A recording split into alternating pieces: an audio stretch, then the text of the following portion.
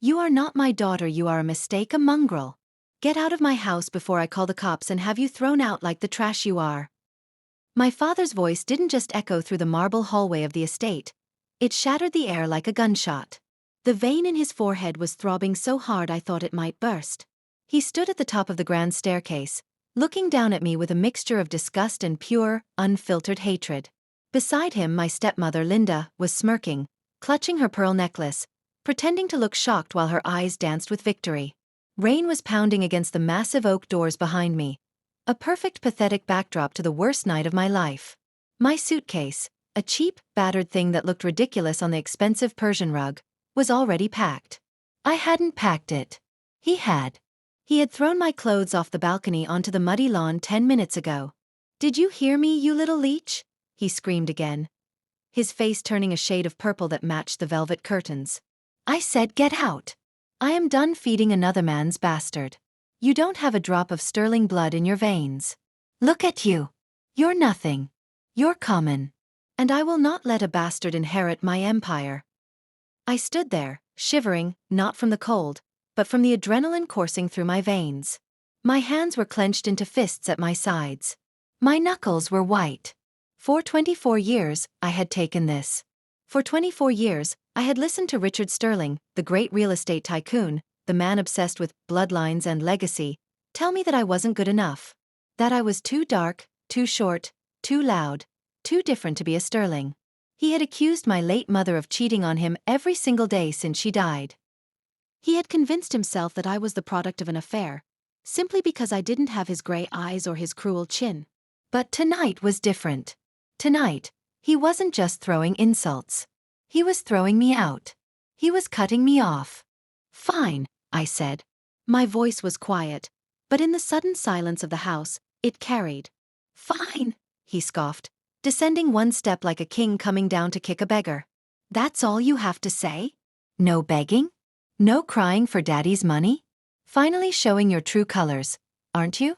You know you don't belong here. I said fine, Richard, I repeated, lifting my head. I didn't call him Dad. Not anymore. I'll leave. But before I go, there is something you need to see. Something Grandma Rose wanted you to have. At the mention of his mother's name, he froze. Grandma Rose had been the matriarch of this family, the source of the money, the source of the power. She had passed away 3 days ago, and her death had been the trigger for this explosion. Richard thought that with his mother gone, he was finally the undisputed king. He thought he could finally purge the stain from his house. Don't you dare speak her name, he spat. She was senile. She kept you around out of pity. She knew what you were. Actually, I said, reaching into the inner pocket of my soaked trench coat. She knew exactly who I was. And more importantly, she knew exactly who you were. I pulled out a thick, yellowed manila envelope. It was old. It smelled like lavender and dust, the smell of Grandma's attic. It was sealed with red wax, but the seal had been broken. I had read it. I had read every single word. And what was inside that envelope was about to burn Richard Sterling's world to the ground. What is that? He demanded, eyeing the envelope suspiciously. This. I held it up. This is your legacy, Richard. This is the pure bloodline you're so obsessed with. You called me a bastard. You said I don't have Sterling blood. Well, you're right about one thing. One of us in this room doesn't have a drop of Sterling blood. But it's not me. To understand the sheer weight of this moment, you have to understand the monster that Richard Sterling was. He wasn't just a bad father. He was a narcissist obsessed with genetics. He treated the Sterling name like it was European royalty. He had a family crest painted on the ceiling of the library. He constantly talked about his ancestors, the pioneers, the generals, the founders. He believed that being a Sterling made him superior to everyone else on Earth. And because I didn't look like him, because I had my mother's features, he hated me. He treated me like a genetic defect. When I was 10, I won a spelling bee. He didn't congratulate me. He asked for a paternity test. When I got into Harvard, he told me it was an affirmative action pick, because no child of mine would choose a liberal arts degree. He married Linda, a woman as shallow as a puddle, specifically because she looked the part. Blonde, tall, icy. They had a son, my half-brother Brad, who was exactly like them. Cruel, entitled and dull. Brad was the heir. I was the spare. Or as Richard liked to call me after a few scotches, the cuckoo in the nest. My only shield in that house was Grandma Rose. She was the one who built the empire, not Richard. Richard just inherited it and acted like he invented real estate. Grandma Rose was tough, sharp, and she loved me. She saw through Richard's ego. She saw through Linda's fake smiles. A week before she died, Grandma summoned me to her hospice room. She sent the nurses away. She sent Richard away. She held my hand with her frail paper-thin fingers and pulled me close. "Elena," she whispered, her voice raspy but fierce. "My son. He is a fool. He is blinded by pride for a history that isn't even his to claim." "I know, Grandma," I said, wiping a tear. "He hates me because I'm not a real Sterling." She let out a dry, wheezing laugh.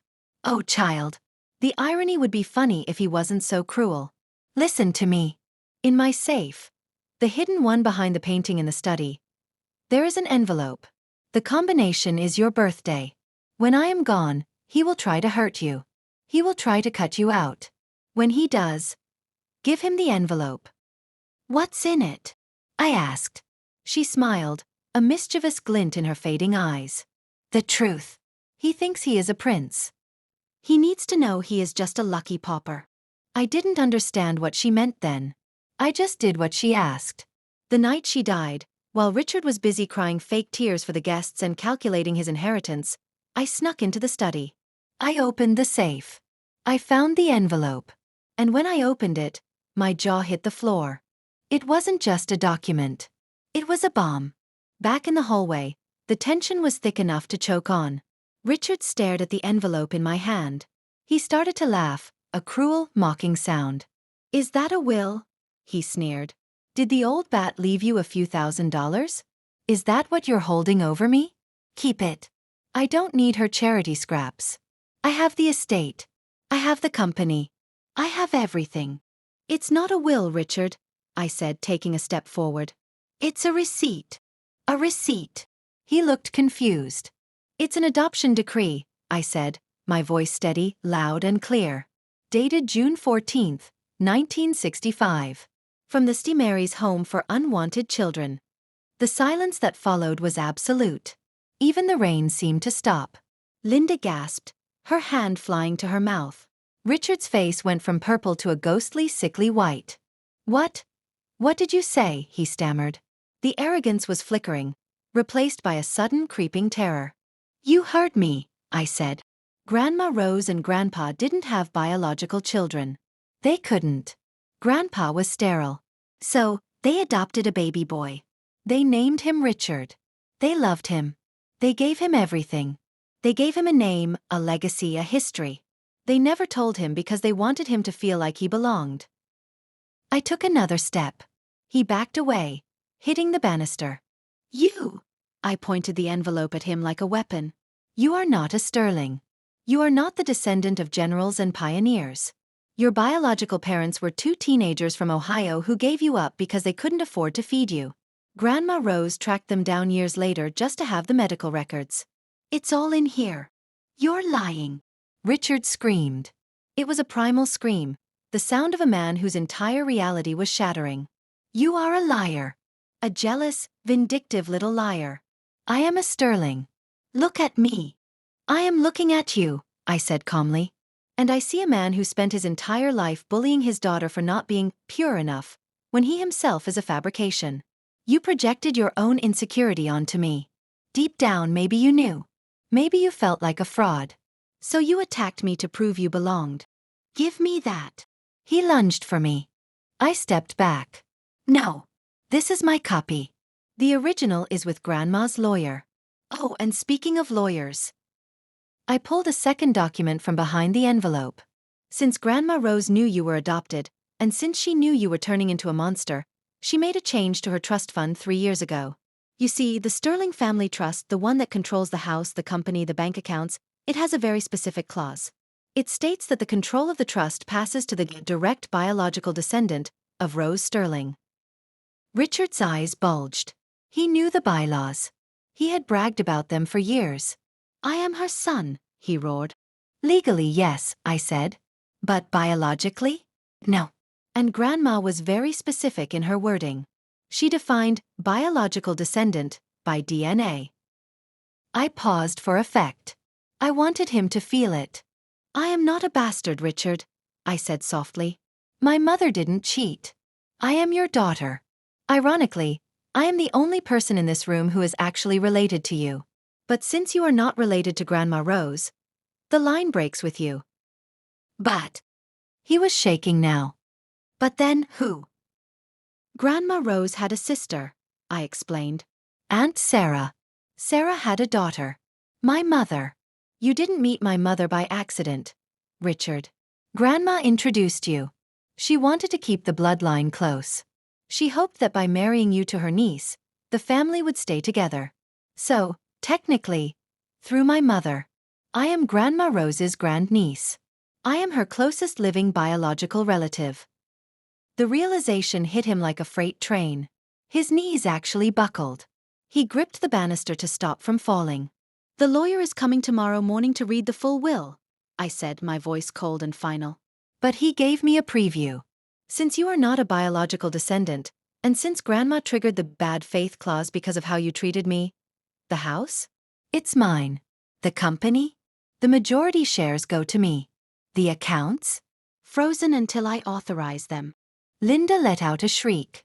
You can't do this. We have rights. We have lived here for 20 years. And you can stay, I said, looking at Linda. For tonight. Because I'm not a monster. But tomorrow? You can pack your bags. I hear the St. Mary's Home is looking for volunteers. Maybe you can go find your husband's real roots. Richard slid down the wall, sitting on the expensive carpet, clutching his chest. He was crying. Not the fake tears he cried at the funeral. These were real, ugly, sobbing tears of a man who had lost everything. His money, his pride, and his identity, in the span of 5 minutes. Elena! He croaked, reaching a hand out to me. The hand that had pointed at the door minutes ago was now begging. Elena, please. I'm your father. I raised you. You fed me, I corrected him. You didn't raise me. You tormented me. You called me a bastard. You told me I wasn't your blood. Well, Dad. You were right. Blood matters. And mine is sterling. Yours isn't. I didn't leave. I didn't need to. I turned around, walked past my suitcase, and sat on the velvet armchair in the hallway, the one he never let me sit on because it was for guests. I crossed my legs. I think I'll stay, I said. Get out of my house, Richard. He didn't move. He just sat there, weeping, looking at the papers scattered on the floor. The bastard daughter was now the queen of the empire. And the king was just a scared little boy from Ohio who played dress-up for too long. The next few weeks were a blur of lawyers, DNA tests, and chaos. Richard tried to fight it, of course. He sued. He went to the press. But the documents were ironclad. Grandma Rose had planned this perfectly. She had given him every chance to be a good father. If he had just loved me, if he had just treated me with basic human decency, none of this would have happened. The trust would have supported us all. But his hate triggered the failsafe. The DNA test was the final nail in the coffin. It confirmed everything. I was his daughter, which proved my mother never cheated, clearing her name finally. But he was not Rose's son. We settled out of court. I gave him a small allowance, enough to rent a small apartment and drive a Honda. It was generous, considering he wanted me homeless. Linda divorced him the second the money dried up. She took the jewelry and ran. Brad, the golden child, stopped talking to Richard when he realized there was no inheritance. Last I heard, Richard spends his days at a local dive bar, telling anyone who will listen that he used to be a sterling, that he used to rule the city. Nobody believes him. They just see a sad, bitter old man. As for me, I renovated the house. I painted over the fake family crest in the library. I put a portrait of Grandma Rose and my mother right in the entrance hall. Sometimes, I look at the old adoption papers. I don't feel anger anymore. I just feel relief. Karma didn't just bite Richard. It swallowed him whole. He spent his life worshipping a bloodline that wasn't his, and destroying the only person who actually loved him. He called me a bastard. But in the end, he was the one with no name. And the best part? I kept his last name. I am Elena Sterling. The only real one.